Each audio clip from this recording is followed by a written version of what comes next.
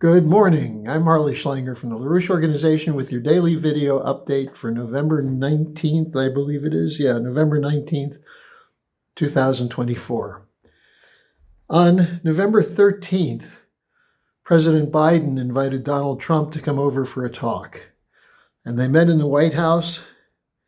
This was somewhat of a tradition where the outgoing president talks with the incoming president. Aides said it was a productive meeting. It was almost 2 hours, and they described it as an effective and efficient transition. And Trump said he was hoping for a smooth transition. This, of course, in contrast to what happened in 2020.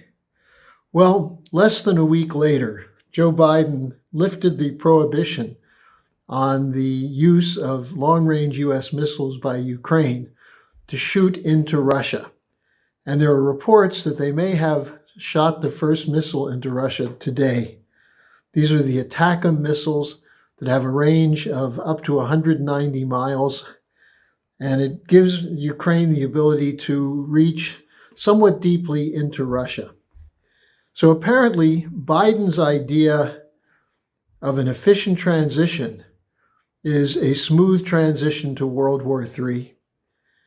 Now, according to Stephen Bryan, writing in the Asia Times, the ATACMS are very similar to the Storm Shadow missiles of Britain and the Scalp missiles of France, all of which are now in Ukraine and ready to go.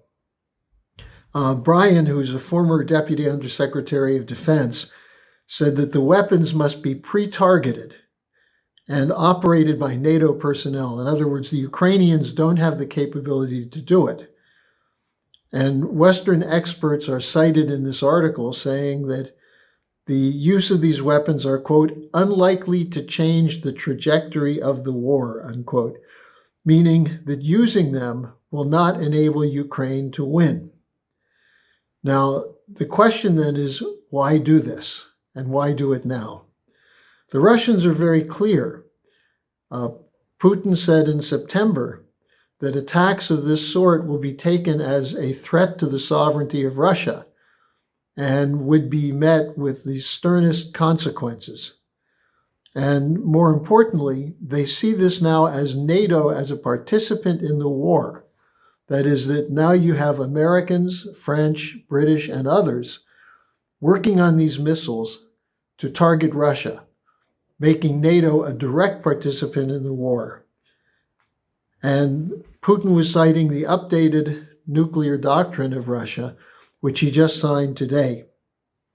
So Biden's decision makes it more difficult for the incoming Trump administration to negotiate an end to the war. And that's exactly the idea, that this become a forever war, that it not stop, that it not be resolved. And what Zelensky is saying is, well, this gives Ukraine the ability to do more damage in Russia, to give them more leverage in negotiations. Well, it also means that the war could spread outside of Ukraine, with the possibility of Russia hitting other countries in NATO, which are involved in supplying the weapons. I will add that Chancellor Scholz of Germany continued to insist that Germany will not make the Taurus missiles, which are the equivalent of the ATACMS, available to Ukraine. But this raises another interesting question, one that I haven't seen addressed yet, which is that given that many leading Democrats and others insisted last summer that Joe Biden wasn't mentally and emotionally capable of running for president and serving a term, why is he allowed to make these decisions today?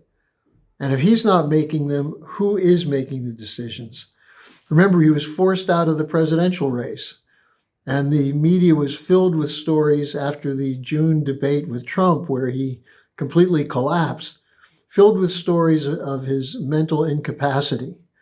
So how does a mentally incapable president, how is he allowed to make a decision which puts us on a fast track toward World War III?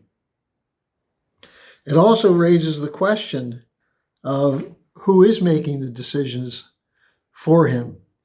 And it's likely the same network of advisors, the collective Biden, which will have 2 more months in control.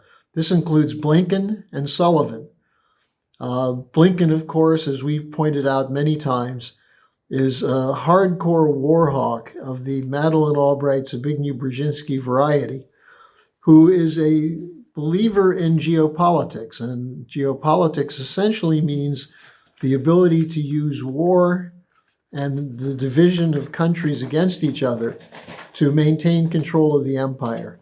This was what was set out by Brzezinski in the late 1970s in the Carter administration, and then even more so in the 90s in his book, The Global Chessboard, I think it is. It's also connected to the Wolfowitz Doctrine, that the U.S. must allow no rivals to emerge in Eurasia. And the fear of the Russia-China alliance has been driving the war from NATO and the U.S. and from Biden, to the extent Biden was actually making decisions. Now the question is, what will happen with Trump? Trump has said he wants to end the war in Ukraine immediately. But he does have some hardliners in his cabinet who seem to be taking their talking points directly from the same military-industrial financial complex, including Marco Rubio, the Secretary of State designate. So we'll see what happens with that. But keep in mind, the American people voted overwhelmingly to reject the war hawks running U.S. policy when they voted for Trump. Trump made ending the war in Ukraine a key issue in his campaign.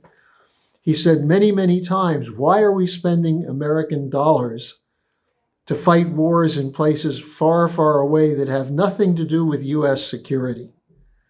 Now, after losing the election, the Democrats are scrambling to fence in Trump, just as they did after the 2016 victory with Russiagate, where they essentially said any attempt to reset relations with Russia would be indication that Trump is doing it because he owes Putin, because Putin interfered and meddled in the election, and that's how Trump was elected.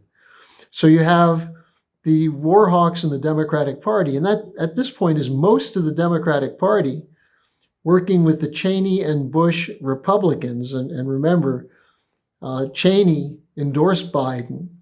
A number of never-Trumpers were from the Bush Republican crowd, and they backed Harris. And they're now working together with the Democrats to box in Trump so there's no peace in Europe. And they're working hard to defeat his cabinet appointees. Now, in particular, they're attempting to stop the confirmation of Matt Gaetz as Attorney General. Why? Because beginning in 2016, Gaetz was one of the most aggressive and effective spokesmen against the Russiagate fraud. And he was endeared himself to Donald Trump by his tenacious efforts to expose the corruption of the FBI, the Justice Department, and now, if he's Attorney General, he'll be running the Justice Department and the FBI, which means maybe we'll know exactly how the permanent bureaucracy was weaponized against the Trump presidency in his first 4 years so that it won't happen again this time. The other person they're targeting, Tulsi Gabbard, who's been designated the Director of National Intelligence. Why? Because Gabbard is a skeptic of the Ukraine war, but more importantly, she took the point to stop the Hillary Clinton-Obama Syria war. She went to Syria. She met with Assad. She's criticized for that. They say, how could you meet with a ruthless, brutal dictator? And she said she believes that it's important to talk to people and get to know what they're thinking and doing. She's called by Hillary Clinton a Russian puppet.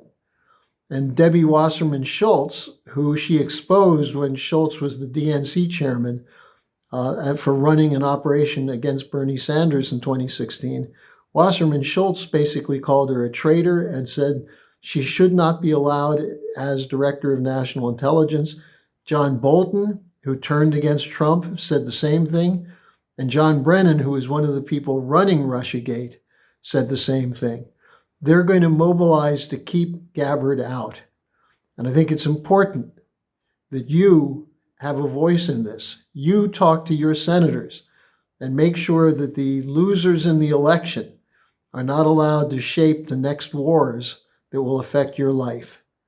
So thanks for joining me today. Share this video, subscribe to our channel, and I'll see you again tomorrow.